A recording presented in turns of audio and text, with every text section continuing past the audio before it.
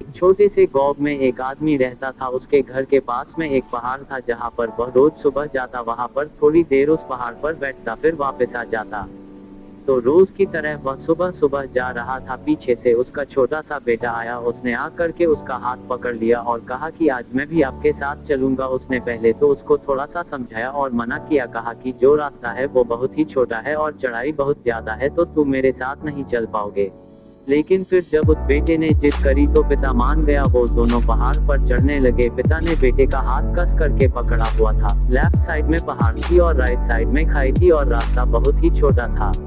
वो पहाड़ की चोटी तक पहुंचने ही वाले थे, तभी रास्ते में एक बड़ा सा पत्थर आया। क्योंकि पिता उस रास्ते से रोज आता था तो उसको पता था कि वहां पर पत्थर है, तो वह साइड से निकल गया। लेकिन जो बेटा था उसका ध्यान कहीं और था, तो उसका घुटना जा करके उस बड़े से पत्थर से टकरा गया।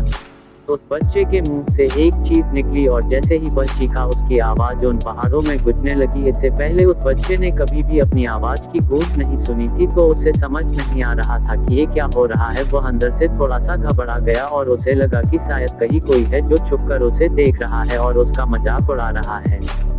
फिर उस बच्चे ने बोला, कौन हो तुम? तो जब उस बच्चे ने उस गूंज को सुना तो उसे गुस्सा आ गया। उसे लगा कि कौन है ये जो मेरा मजाक उड़ाए चला जा रहा है। फिर उसने गुस्से से कहा कि मैं तुम्हें छोड़ूंगा नहीं। और फिर जैसे ही उसने उस गूंज को सुना वह घबरा गया। उसके पिता समझ गए थे कि क्या हो रहा है। उसने अपने पिता का हाथ कस के पकड़ लिया और उनसे पूछा कि कौन है ये जो मुझे इतना तंग कर रहा है, कौन है ये जो मुझे इतना डरा रहा है। तो उसके पिता थोड़ा सा मुस्कुराए और उन्होंने खाई की तरफ देखा और जोर से बोला, मैं तुमसे बहुत प्यार करता हूँ। वह सुनकर वह बच्चा हैरान हो गया और उसे समझ नहीं आया कि हो क्या रहा है, क्योंकि वही इंसान जो उसका मजाक उड़ा रहा है, उसको तंग कर रहा है, वह उसके पिता को बोल रहा है कि मैं तुमसे बहुत प्यार करता हूं। तो उसके पिता अपने बेटे को देखा और वो समझ गए कि उसके मन में क्या चल रहा है। और फिर दोबारा उन्होंने बोला, तुम बहुत अच्छे हो। और ये सुनकर उनका बेटा थोड़ा सा मुस्कुराया और पूछा अपने पिता से कि ये क्या हो रहा है।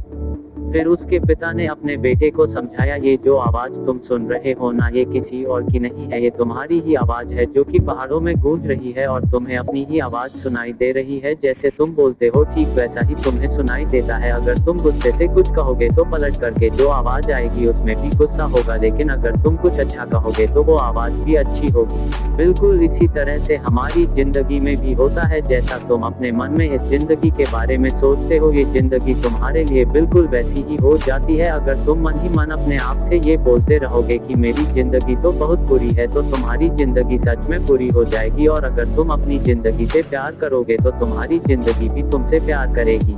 ये बात उस बच्चे के दिमाग में घर कर गई और फिर वे दोनों उस पहाड़ की चोटी पर गए। लेकिन बच्चे के दिमाग में यही बात घूम रहा था और फिर वह बच्चा खिलखिलाकर हंसा और उसने अपने दोनों हाथ खोले और अपनी पूरी ताकत से बोला, मैं तुमसे बहुत प्यार करता हूँ।